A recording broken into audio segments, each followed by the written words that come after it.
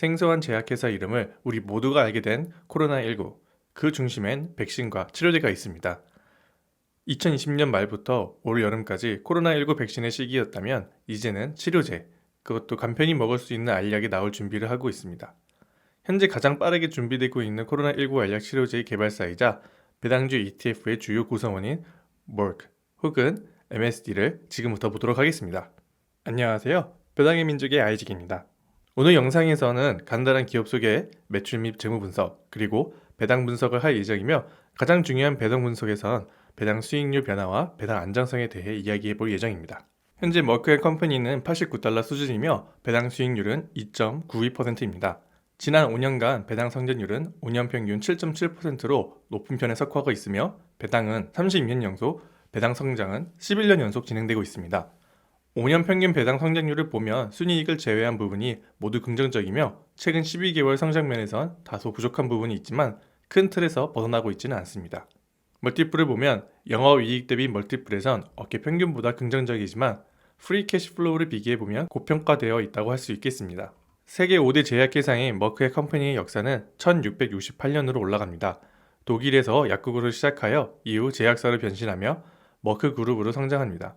그리고 1891년 조지 머크가 미국의 머크앤컴퍼니를 설립하며 머크그룹의 자회였으나 세계 1차 대전 당시 미국에서 통과된 법으로 인해 퇴출당할 뻔했으며 미국 지사 설립자의 아들인 조지 머크가 1919년 골드만삭스와 리만 브러스와 함께 인수하며 독일 본사로부터 분리되어 별도의 회사이자 미국 회사로 변경되었습니다. 이후 1953년 샤프와 도움을 인수하며 미국 최대 제약회사로 거듭나게 됩니다. 흥미로운 점은 머크라는 이름에 대한 권리를 머크앤컴퍼니가 미국과 캐나다에서 가지고 있으며 독일의 머크그룹이 그 외 나라의 권리를 가지고 있습니다. 이에 미국과 캐나다를 제외한 국가에선 머크앤컴퍼니가 아닌 MSD로 알려져 있습니다. 머크가 최초로 개발한 백신을 보면 볼거리, 풍진, 홍역, 비형 간염, 수두, 두창 백신 등 세계 건강에 이바지한 백신이 많이 있습니다. 지금도 계속해서 각종 백신과 치료제 그리고 약품을 판매 및 개발하고 있으며 현재 우리에게 가장 잘 알려진 제품으론 자궁경부암 예방주사인 가디실과 코로나19 치료제가 있습니다.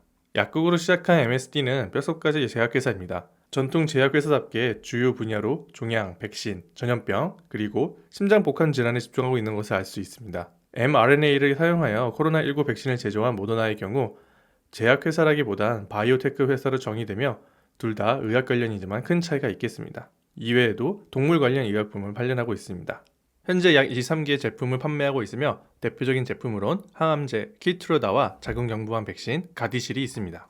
3분기 실적을 보면 전체적으로 20% 매출 성장이 있었으며 인적 제품에서 18%, 동물 제품에서 16%의 성장을 보여줬습니다. 그리고 현재 새로운 신약 및 기존 제품들이 임상 2상 혹은 3상이 진행 중이며 코로나19 치료제는 사용 승인을 기다리고 있는 중입니다. 머크의 부분별 매출은 정말 심플합니다. 전체 매출의 90%가 제약 부분에서 발생하며 약 10%가 동물 관련 제품이며 기타 부분이 1% 내외를 차지하고 있습니다. 지역별 매출을 보면 굉장히 상세히 구분을 지어 보이고 있습니다. 미국, 중국, 일본, 아태평양, 중남미, EMEA 그리고 기타 지역으로 구분되어 있습니다. 미국이 약 44%의 매출을 보이고 있으며 유럽이 28% 전후를 오가고 일본은 7% 매출을 보이고 있습니다. 그 외 지역의 경우 시간이 지날수록 매출 비중이 하락하고 있는 것이 보이고 있지만 중국의 경우 매년 무서운 속도로 매출이 상승하고 있는 경향도 있으며 중국의 매출을 눈여겨봐야 할 것으로 보입니다. 머크는 총 383개 ETF가 보유 중이며 배당 테마 ETF에도 자주 보이고 있습니다. 그중 세 번째로 큰 배당 ETF인 SCHD의 경우 약 4.6%의 비중을 차지하고 있습니다. 이런 우량 배당 ETF가 포함한 머크가 어떤 배당주인지 보도록 하겠습니다. 앞선 부분의 매출 현황에서 알 수 있듯이 짙은 파란색 선의 매출이 계속해서 상승 곡선을 그리고 있는 것이 보이고 있습니다. 지난 5년간 매출은 약 연평균 6.4%씩 꾸준히 상승하였으며 5년 전체로는 32%의 성장이 있었습니다. 그리고 이러한 매출의 증대는 다양한 제품의 성장에 힘입은 것을 알 수 있습니다. 먼저 가장 큰 매출을 차지하고 있는 항암제인 키트라다를 보면 코로나19 전인 2019년에는 64% 성장이 있었으며 최근 2년간은 20%의 성장을 보여주고 있습니다. 매출이 가장 큰 부분에서 이 정도 매출 증가 효과는 막대하다고 할 수 있으며 계속해서 의미 있는 전체 매출 성장에 기여하고 있다고 할 수 있습니다. 대표적인 백신으로 자궁경부암 예방 백신인 가디실의 경우도 역시 코로나19 이전의 꾸준한 성장을 이어왔지만 외출이 금지된 작년 매출이 하락한 것을 알 수 있습니다. 하지만 올해 백신 및 위드 코로나의 영향으로 밀렸던 백신 접종이 진행되며 작년 3분기 대비 63%가 넘는 매출 상승을 보여주고 있습니다. 마지막으로 브리디온 제품 역시 계속해서 꾸준한 성장을 보여주며 안정적인 매출 성장기에 도달하였다고 발표하고 있습니다. 2015년까지 하락한 매출에 비해 영업이익률은 오히려 약간 상승하며 영업이익 하락폭을 방어한 것을 알 수 있습니다.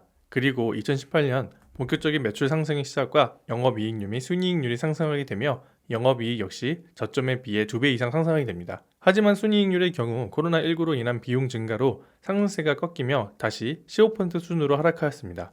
하지만 이 수치는 2분기가 끝난 시점에서 마지막 12개월의 자료로 조금 부정확한 점이 있습니다. 그래서 순이익의 지표인 EPS를 보면 작년에 비해 2배 가까운 상승이 있었음을 알 수 있겠습니다. 이는 매출은 증가하고 비용과 세금이 줄어든 영향이 가장 크다고 볼 수 있겠습니다. 배당 수익률도 지난 10년간 매출과 비슷한 모습을 보여주고 있습니다. 4% 넘던 수익률이 한때 2% 바닥을 찍었으나 최근 다시 상승하여 3% 전후로 보고 있습니다. 2019년부터 회복한 수익률은 적극적인 배당금 인상도 한몫하고 있으며 2019년부터 갑작스럽게 가팔라진 배당금을 볼 수 있습니다. 이러한 배당금 인상에도 배당 수익률이 더 상승하지 못한 점은 주가가 더 빠르게 상승했기 때문입니다. 40달러를 넘지 못하던 주가는 어느덧 2배가 넘는 88달러에 달하고 있습니다. 높은 배당금 인상은 긍정적인 부분이지만 최근 다시 그 인상률이 낮아지고 있습니다. 머크가 생각하는 적정 배당 수익률이 어디인지는 알기 힘드나 최근 트렌드를 보면 3% 전후가 아닐까 싶습니다. 그럼 배당 안정성은 어떤지 보도록 하겠습니다. 배당 안정성을 볼 수 있는 지표는 여러 가지가 있습니다. 그중 배당 성향을 빼놓을 수가 없으며 기업이 얼마나 배당 친화적인지 볼 수 있습니다. 머크의 경우 88%에 해당하는 아주 높은 배당 성향을 가지고 있으며 과거의 경우 100%가 넘는 배당 성향을 가지기도 하였습니다. 다만 2019년 58%까지 낮았던 배당 성향을 고려하면 2020년과 2021년은 코로나19로 인한 순이익 악화 영향으로도 생각해 볼 수 있겠으나 올해 4분기와 내년 상반기까지 수익성이 더욱 개선된다면 다시 안정적인 50에서 60%의 배당 성향으로 갈 수 있을 것을 추측합니다. 최근 중국의 헝다 사건을 보면 알 수 있듯이 이자를 지급하지 못하게 되면 회사가 부도날 수가 있는데요. 그렇기에 실제 현금이 지출되는 차입금 관련의 비율 그리고 배당 성장률을 함께 비교해 보도록 하겠습니다. 배당금은 결국 남는 돈이 있어야 지급할 수 있고 인상을 할 수 있습니다. 하지만 차입금은 갚아야 할 돈이고 이자도 물어야 합니다. 다시 말해 차입금 비율이 총 배당금 대비 상승하게 되면 배당금은 인상할 이력이 급격히 감소하게 된다고 볼 수 있으며 굉장히 중요한 비교 포인트로 생각할 수 있겠습니다. 차입금과 배당금의 비율 그리고 영업이익금과 이자 비용에 대한 비율 등을 보도록 하겠습니다. 앞서 총 차입금 대비 배당금 비율은 크게 변화가 없는 것으로 보아 총 차입금의 인상률이 배당금 인상률과 비슷했음을 알 수 있습니다. 하지만 순차입금 대비 비율은 2020년까지 지속적으로 상승하여 400%가 넘기도 하였습니다.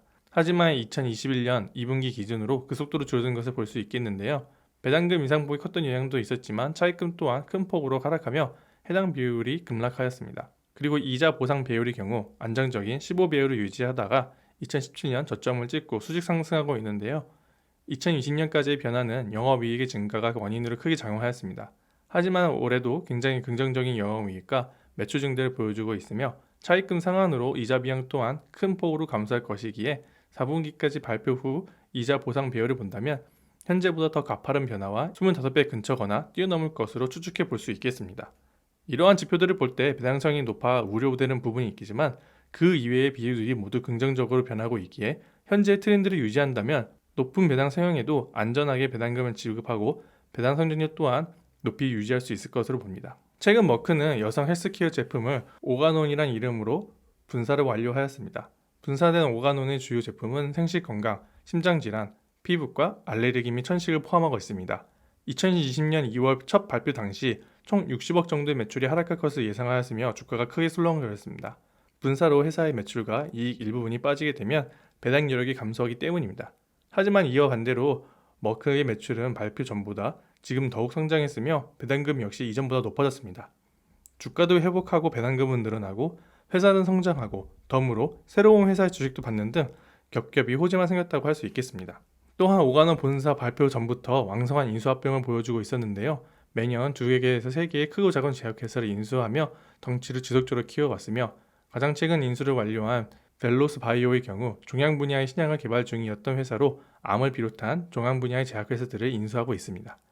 이로써 머크는 오가논을 분사하고 계속된 인수합병을 통해 전염병 및 항암 분야로 더욱 집중하는 모습입니다. 그리고 9월 말 또 다른 인수합병을 발표했습니다. 바로 엑셀러론의 인수입니다. 하지만 현재 계속해서 삐걱대고 있는 것이 보입니다. 10월 29일 미국 공정거래위원회에 보다 여유있게 해당 기업 결합 심사를 할 수 있도록 인수합병에 관한 공시서류 제출을 반려하였다고 하였습니다. 하지만 해당 내용을 11월 1일 다시 제출하겠다고 하였으며 이로 인해 인수 제한 기간을 11월 18일까지 연장한다고 발표하였습니다. 문제는 엑셀러론의 주요 주주들입니다. 먼저 11.5%로 가장 큰 지분을 보유한 브리스톨 마이어는 해당 제안을 받아들일 계획입니다. 하지만 다른 주주들, 특히 엑셀러론에 투자한 자본들은 인수 제한가가 너무 낮다며 반대 의사를 피하고 있으며 현재까지 확인된 반대 지분만 약 15%에 달하고 있습니다. 아직 제안이 마무리되기까지는 남은 시간이 있지만 이외의 문제는 없어 보입니다. 머크는 다른 제약회사들과 달리 코로나19 백신 개발에 실패한 이력이 있습니다. 아픈 손가락을 마음에 품고 노력한 결과 현재 코로나19 치료제의 긴급 사용 승인을 앞두고 있습니다. 현재 해당 치료제의 효능으로 입원 환자의 50% 감소, 사망률 0%, 그리고 부작용이 없다는 점에서 전 세계적으로 큰 기대를 받고 있습니다. 최근 맞고 있는 코로나19 백신처럼 이 치료제 또한 짧은 시간 안에 빠르게 진전된 점이 있으며 임상 결과 또한 내부 의견으로 임상 데이터도 775명밖에 되질 않습니다. 이에 아직 정확한 부작용이나 다른 문제점이 파악되지 않은 점, 해당 결과 자료가 머크의 내부 이해에서 증명되지 않은 점에서 분명 큰 리스크라고 할 수 있겠습니다. 코로나19 여파가 아직도 계속되는 지금 전 세계 국가들이 앞다퉈 약을 구매하고 있는데요. 사용 승인이 되고 시간이 지나 사망사건, 다른 질병 혹은 심각한 부작용과의 인과관계가 확인될 경우 걷잡을 수 없을 후폭풍이 올 수 있기 때문입니다. 코로나19 치료제에 대한 리스크를 제외한다면 현재의 주가 상황 및 배당주로의 투자는 유효하다고 생각됩니다. 매출과 영업이익률이 계속해서 증가하는 점, 이로 인해 배당장이 낮아진다면 안정적인 배당주로 볼 수 있을 것입니다. 다만 최근 주가는 코로나19 치료제의 영향으로 조금 높아진 점이 있긴 하지만 앞서 말씀드린 것처럼 치료제 리스크를 감수할 수 있다면 $90까지는 투자할 가치가 있다고 생각합니다. 앞으로도 계속 경제적 자유를 달성하기 위해 제2의 월급 그리고 추후 안정적인 노후 연금을 위해 계속해서 배당주들을 분석해 갈 예정이니 함께 하시고 싶은 분들께 구독 및 추천 부탁드립니다. 감사합니다.